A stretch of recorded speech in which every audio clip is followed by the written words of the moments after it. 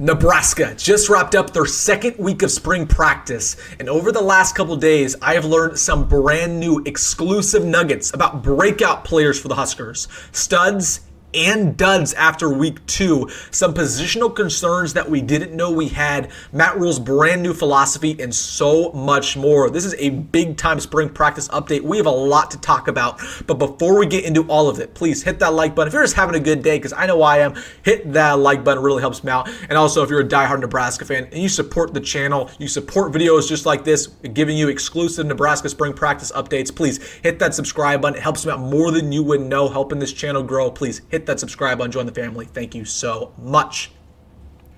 But without further ado, let's get into it, going over this massive Nebraska spring practice update. Oh my goodness, the Huskers just wrapped up week 2, and we've heard a lot of murmurs over the past 48, 72 hours. We'll get into all of that, talking about this team. But I want to get things started, talking about the rumor mill specifically, and Matt Rhule's brand new philosophy. I don't know if I should tell you all this, but Matt Rhule has completely shut down the program. It started in winter conditioning. He's continuing to do this in spring practice, right? This year in particular, Matt Rhule is focusing on no leaks inside the building. Okay, and talking about the Hurley-Gilmore situation specifically, I found out that rumor on Thursday. That rumor was floating around early last week. The media probably found that on Thursday, Wednesday as well. In the past, the media could report on the Hurley-Gilmore situation, but Matt Rhule has basically told the media, you can't report on anything until I give you direct consent, until I basically give you permission. Matt Rhule's kind of been a little bit like a dictator, and that's a good thing. That's a good thing. He has an iron fist over this program. That's how good programs are run. Okay, there's no leaks inside the building, right? There's a lot of coercion. So, in the past, for example, I hear a lot of nuggets from players, from, people who are with the student media, who are, people who are attending practice, whether those are recruits. And, I don't know if you guys know this, but if you are, a visitor in practice nowadays, you have to follow a new set of rules by Matt Rhule. Basically can't leak any information. Like, for example, last year we heard from Amon Green that Emmett Johnson was one of the best running backs he's seen in a long time at Nebraska. He can't say that anymore, right? Because again, he's just focused on no leaks inside the building, right? But even though he's still focused on that, we still hear stuff. We still hear murmurs. He can't, close down everything, and that's a good thing. We still want to hear some breakout stuff. We still want to, hear things. And I'll tell you everything I hear. So let's get into it, talking about the stuff that I heard after week 2, because it was a big week for Nebraska. They scrimmaged a little bit yesterday. We'll talk about that. But let's get things started with the breakout players, the guys who I heard their names called a little bit over the week. The first guy who had a really, really good week was in the secondary for Nebraska. This is second-year corner Amari Sanders, coming out of Miami, Florida. Man, Amari Sanders, I don't know if you guys have seen him after winter conditioning. He looks big. He's 6'1". Last year he was 175. I would say right now he's about 190, 195. I mean, he looks huge. And if you know anything about Amari Sanders, he's not only a very physical corner, but he's really, really athletic. He's lengthy. He's always trying to poke that ball free. I'm telling you, I think, in my opinion, we have a 3-horse race to start alongside Sear Wright at our second corner spot. You have Amari Sanders. You have Andrew Marshall. I'm still, hoping Larry Tarver can push some people. He's been working at nickel as well. And then Jameer Khan as well when he comes back from injury. But Amari Sanders, man, I think right now it's basically him and Andrew Marshall fighting for that corner 2 spot. He's been looking really, really good. The staff loves him. And Addison Williams really, really likes his game. So Amari Sanders had a really, really good week. I mean, he just looks the part as well, dude. So that's the guy who I'm buying some stock of. Talking about the running backs, it feels like I hear a different running back every single week, it feels like. We'll hear about Quinn Ives. We'll hear about Mekhi. I heard some good stuff about Jamarian Parker. We talked about him on Friday. This is a guy who is really, really under the radar, who some of you guys probably don't even know this name, who is going to play a lot for Nebraska this year. Maybe not a running back, but he'll play a lot. This is Kenneth Williams.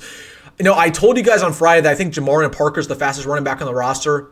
I forgot about Kenneth Williams. Kenneth Williams runs a legit 4.4. He was a previous walk-on with Nebraska. He's going to make this roster this year. And he is returning kicks right now in practice. He's returning punts. Again, he has the ability to potentially be a third-down running back for the Huskers this year. So I think Kenneth Williams is a guy who's really broken out over the past couple of weeks. And you're going to start hearing his name a little bit more regularly. Again, I don't know if he plays at running back this year for the Huskers, but I would not be shocked if he's our lead kick returner, punt returner, with his dynamic speed, with his explosiveness, man. So Kenneth Williams, I don't know, buy a little bit of stock there. It feels like we're hearing a new name in that running back room all the time, but I think he's going to potentially be a kick returner starter. Again, he is really, really fast, though, dude. That's one thing about him. He runs a legit 4.4, maybe even a 4.3. So heard some good things about Kenneth Williams. Heard some good things as well about Justin Evans. We talked about him a lot last offseason. He was constantly one of my guys. But I told you guys back in the winter, I think Justin Evans-Jenkins is going to start center.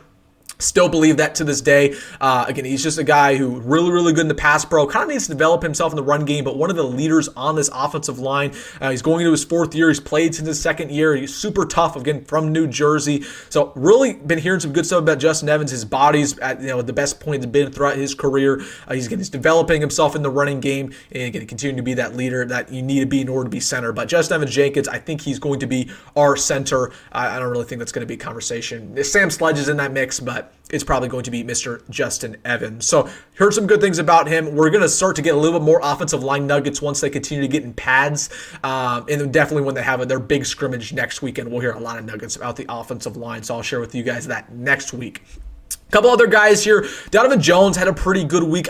I'm really intrigued by Donovan Jones and where he's going to stack up in the secondary. Like, are they going to put him at corner? Are they going to put him at safety? I kind of like him at nickel. I don't know if they're going to put him there, but Donovan Jones, man, really, really physical corner, right? Very, very speedy as well. Had a good bowl game. But yeah, had a very good week for the Huskers coming after his brother got offered by the Big Red. So Donovan Jones is another name there who's really fighting to potentially start somewhere, whether that's corner, whether that's safety. But definitely he's going to have a role in this team. He had a pretty solid week. I think in general, the secondary bounced back. The secondary struggled in week 1. They had a lot better of a week this week. So, again, Donovan Jones, Amari Sanders, Andrew Marshall had a good week. Heard some good things about Mario Buford and a couple others. And Deshaun Singleton, of course. And we talked about him last week. Deshaun Singleton's going to be a stud. 2 more guys I want to talk about here. Marcos Watson-Trent really is coming into his own. It took him a little bit of time to adjust right to Nebraska, obviously transferring him from Georgia Southern, but he's going to start, at that linebacker spot. Marcos Watson-Trent, he's kind of the yin to Deshaun McCullough's yang. Like, Deshaun McCullough has every instinct available. He has every trait available. He's just a raw specimen, but the stats aren't there, obviously, throughout his college career. Marcus Watson-Trent's kind of like the opposite. Like, he doesn't impress you physically. He's not super fast. He's not super big, but the stats are there. He's so productive. So I think they're going to be a really good duo there. But again, there was kind of some concern around him going into winter ball. Like, is he going to start over Buda Wright? What's going to happen there? But you feel good about him starting right now. And again, he's continuing to be a leader. So love where we stand with Marcus Watson-Trent. One guy I want to talk about in the wide receiver room before we go into the next segment, Jaden Doss, with Harley Gilmore's dismissal, I think could have a really big opportunity to step up in that slot spot. Again, he moved back to wide receiver. He started his career at wide receiver. They moved him to corner. They put him back at wide receiver. They moved him to corner, and now he's back at wide receiver. Kind of a do or die spring for him, but he's been playing good. I've been hearing a couple of good things about him, and I really, really like his speed coming out of Kansas City. Man, I really liked him as a prospect originally, so I'm happy that he's finally having a little bit of success. So those are the breakouts that I heard throughout week 2. I want to talk a little bit about the wide receivers because, again, Harley Gilmore, of course, dismissed from the team, where we stand there. I just kind of want to put a bow on the Harley Gilmore situation. I think it was honestly addition by subtraction, right? Again, we told you guys, like, it was theft. I know I got some questions. It was theft within the team, right? It wasn't a criminal offense because it didn't happen outside the team, right? He was stealing within the program. So take that for what it's worth. But I think sometimes you just got to root out those guys and get rid of them as quick as possible. From what it sounded like Harley Gilmore wasn't close with anybody within the program besides maybe Dane Key, because those boys both came from Kentucky. So it is what it is, right? He's gone. He's so talented. But you still feel good about this receiver room. And I tweeted this out yesterday. Follow me on Twitter. I'm buying more Demetrius Bell stock. Harley Gilmore getting out of the way just gives Demetrius Bell a bigger opportunity. I'm pumped up because Demetrius Bell is the Ja'Cory Barney before Ja'Cory Barney, right? That he was supposed to be that true freshman phenom. He was supposed to have a big year last year before, of course, he got injured. So I'm just buying more Demetrius Bell stock. I'm not worried about the receiver room. Unless, of course, some more guys transfer out or something else happens. But I'm happy about Demetrius Bell getting a bigger opportunity. So I want to put on a bow on that wide receiver conversation, just saying, hey, Demetrius Bell is going to get a bigger chance because, he's going to be really, really good. I'm still buying all of his stock. I want to talk really quick about the defensive line. I haven't heard much about the defensive line. I'll keep it honest with you. I'll tell you what I hear. I'll tell you what I don't hear. I haven't heard much. Okay, and again, I feel okay about this D-line. I feel great about it from a run-stopping standpoint, right? You got Riley Van Poppel, Keona Davis, Cameron Lenhard, Elijah Judy, who's an underrated run-stopper last year for the Huskers at that nose tackle spot. The one thing I just keep thinking about when it comes to this defensive line, we just don't have any pass rushers. Okay, we don't have a Ty Robinson who can get to the quarterback on a third down. We don't even have a Jamari Butler anymore. Okay, that's something that we even struggled at last year, was getting to the quarterback consistently. We're like 40th in the country. Okay, so I'm sitting here on Sunday, April 4th. I like where we stand with the secondary. I love where we stand with the linebackers. I like where we stand from a run-stopping D-line. The only thing, in my opinion, that's us in the way from Nebraska potentially having a top 10 defense is an elite pass rushing defensive line, and we just don't have that right now. You're hoping a guy like Williams Nwaneri can step up. We've heard some good nuggets about him, that he looks the part, that he's locking in. I got to see to believe it, but I really think that Nebraska should consider getting a defensive lineman in the portal, just a true pass rusher. Again, he doesn't have to be a starter. I'm not calling for a starter, but I'm calling for a situational pass rusher you can put on a third down, because I think that's really what we're missing at that 3 technique spot. But again, we'll see what happens with this defensive line. We'll hear some more nuggets again as spring ball progresses. Again, from a look standpoint, the D-line looks good. They look very big, but I just don't know how good they are from a pass rush standpoint. You like the jack spot, I just don't know if you just have that Ty Robinson, that Jamari Butler who can get to the quarterback on a third down. You just don't have that right now. At least not in the starting unit. So that's what I would consider for Nebraska, again, getting a transfer defensive lineman. We're about 10 days away from the portal opening up, so we'll talk about that more. And then one last thing I want to talk about before we get out of here.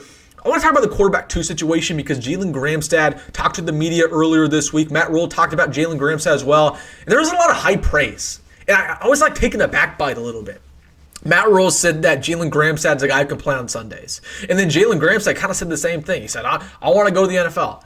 And I'm sitting there watching this, and I don't want to sound rude, but I kind of chuckled a little bit. I'm like, come on, what are we talking about here? Like, you're a backup quarterback. You're like 24 years old. You, of course, we're great in NAIA football.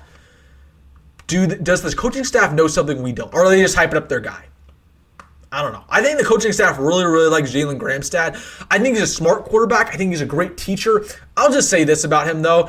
He's not a specimen. Like, he doesn't have good arm strength. His accuracy is fine. He's a decent runner, but he's not really a guy who just impresses you with his physical traits.